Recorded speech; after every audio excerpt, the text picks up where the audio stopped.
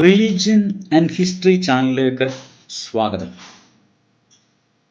19-ാം നൂറ്റാണ്ടിൽ കേരളത്തിൽ നിലനിന്നിരുന്ന അടിമ വ്യാപാരത്തെക്കുറിച്ചാണ് ഇന്ന് സംസാരിക്കുന്നത്.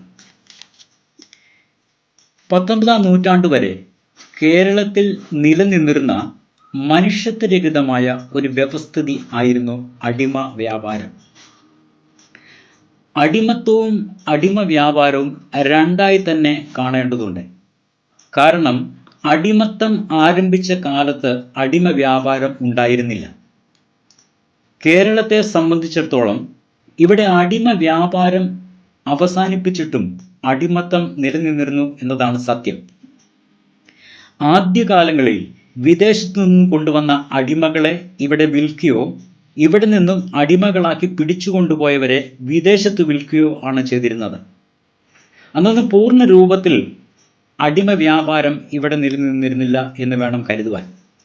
എന്നാൽ AD 849 എഴുതപ്പെട്ടു എന്ന് കരുതപ്പെടുന്ന തരിശാപ്പള്ളി ശാസനങ്ങളുടെ കാലമായപ്പോൾ, അതായത് AD 9-ാം നൂറ്റാണ്ടിൽ അടിമ വ്യാപാരം ഇവിടെ ഉണ്ടെന്ന് അനുമാനിക്കാൻ കഴിയും. മിഷണറിമാരുടെ എഴുത്തുകളിൽ നിന്നുമാണ് അടിമത്തത്തെക്കുറിച്ചും അടിമ വ്യാപാരത്തെക്കുറിച്ചും ഉള്ള കൂടുതൽ തെളിവുകൾ നമുക്ക് ലഭിക്കുന്നത്. ഒരു സ്കോട്ടിഷ് മിഷണറി ആയിരുന്ന ക്ലോഡിയസ് ബുക്കാനൻ കേരളത്തിൽ 3 വിധത്തിലുള്ള അടിമ വ്യാപാരം നിലനിന്നിരുന്നു എന്ന് തൻ്റെ എഴുത്തുകളിൽ രേഖപ്പെടുത്തിയിട്ടുണ്ട്. ജന്മം, കാണം, പാട്ടം എന്നീ പേരുകളാണ് അത് അറിയപ്പെട്ടിരുന്നത്. ഒരടിമയെ പൂർണ്ണമായി വില വാങ്ങി കൊണ്ട് വിൽക്കുന്നതിനെയാണ് ജന്മം എന്ന് പറയുന്നത്. ജന്മപ്രകാരം വിറ്റാൽ പിന്നെ ആദ്യത്തെ ഉടമയ്ക്ക് ആ അടിമയിൽ യാതൊരുവിധ അധികാര അവകാശങ്ങളും ഉണ്ടായിരിക്കുന്നതല്ല. പൂർണ്ണ അവകാശം രണ്ടാമത് വാങ്ങിയ ഉടമയ്ക്ക് ആയിരിക്കും. അതുപോലെ ഒരു തുക വാങ്ങിക്കൊണ്ടോ ഒരു നിശ്ചിത കാലത്തേക്കോ വാങ്ങിയ തുക മടക്കി കൊടുക്കുന്നത് വരെയോ ഒരടിമയെ കൈവശം വെച്ച് ജോലി ചെയ്യിപ്പിക്കുവാനുള്ള അവകാശ കൈമാറ്റമാണ് കാണം എന്ന് പറയുന്നത്. കാണപ്രകാരം വിൽക്കുന്ന അടിമയുടെ മേൽ പിന്നീടും ആദ്യത്തെ ഉടമയ്ക്ക് അവകാശമുണ്ടായിരിക്കുന്നതാണ്. ഒരടിമയെ അല്ലെങ്കിൽ ഒരു കൂട്ടം അടിമകളെ വാടകയ്ക്ക് കൊടുക്കുന്ന രീതിയാണ് പാട്ടം എന്ന് പറയുന്നത്.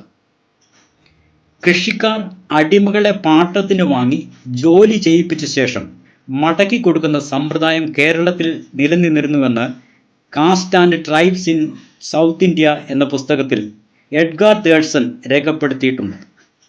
മലബാറിൽ അന്ന് ഒരു പുരുഷ അടിമയ്ക്ക് 8 പണവും സ്ത്രീക്ക് 4 പണവും പാട്ടമുണ്ടായിരുന്നതായി ബുക്കാനൻ രേഖപ്പെടുത്തിയതായി കാണാൻ സാധിക്കുന്നുണ്ട്. അന്ന് സർക്കാർ അടിമകൾ അധികവും സർക്കാരിൻ്റെ നേരിട്ടുള്ള നിയന്ത്രണത്തിൽ അല്ലായിരുന്നു. ഭൂരിപക്ഷം അടിമകളെയും സവർണർക്ക് കാണത്തിന് കൊടുത്തിരിക്കുകയായിരുന്നു. സവർണറിൽ നിന്നും സർക്കാരിന് കാണവും നികുതിയും ലഭിച്ചിരുന്നു. അതുകൊണ്ട് അടിമകളെ സ്വതന്ത്രമാക്കുന്ന കാര്യത്തിൽ സർക്കാർ വലിയ താല്പര്യം കാണിച്ചിരുന്നില്ല. അടിമ വ്യവസ്ഥിതിയുടെ ക്രൂരത വെളിപ്പെട്ടത് അടിമ വ്യാപാരത്തിലൂടെയാണ്. അടിമ ചന്തകളിൽ വിൽക്കുവാൻ കൊണ്ടുവരുന്ന അടിമകളുടെ കണ്ണുനീർ നിത്യ കാഴ്ചയായിരുന്നു.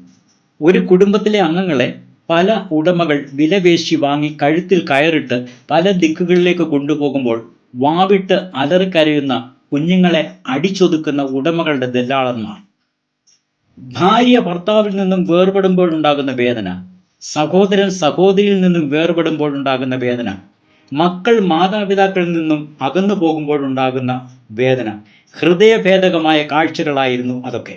പക്ഷേ ഹൃദയശൂന്യരായ ഉടമകൾക്ക് ഇതൊന്നും ഒരു പ്രശ്നമേ ആയിരുന്നില്ല. കന്നുകാലികളോട് കാണിക്കുന്ന ദയ പോലും ഈ പാവം മനുഷ്യരോട് അന്ന് അവർ കാണിച്ചിരുന്നില്ല. ഇന്ന് വസ്തു കൈമാറ്റത്തിലും ജന്മം, കാണം, പാട്ടം എന്നീ വാക്കുകൾ ഉപയോഗിക്കുന്നതായി നമുക്ക് കാണുവാൻ കഴിയും.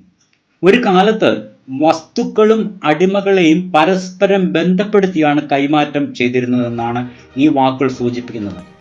നിലത്തോടൊപ്പം കൈമാറ്റം ചെയ്യപ്പെടേണ്ട ജീവനുള്ള ഉപകരണങ്ങൾ മാത്രമായിരുന്നു അന്ന് അടിമകൾ. ഈ മനുഷ്യത്വരഹിതമായ കാഴ്ചകളാണ് വിദേശ മിഷണറിമാരെ ഈ ദുഷിച്ച പ്രവണതയ്ക്കെതിരെ പ്രതികരിക്കുവാനും ഇത് നിർത്തലാക്കുവാനും പ്രവർത്തിക്കുവാൻ പ്രേരിപ്പിച്ച ഘടകം. ഈ വീഡിയോ ഇഷ്ടമായെങ്കിൽ ഈ ചാനൽ സബ്സ്ക്രൈബ് ചെയ്യുക, ലൈക്ക് ചെയ്യുക, ഷെയർ ചെയ്യുക. വീണ്ടും ഇതുപോലുള്ള അറിവുകളുമായി നിങ്ങളുടെ മുമ്പിൽ എത്തുന്നതുവരെ എല്ലാവർക്കും നന്ദി, നമസ്കാരം.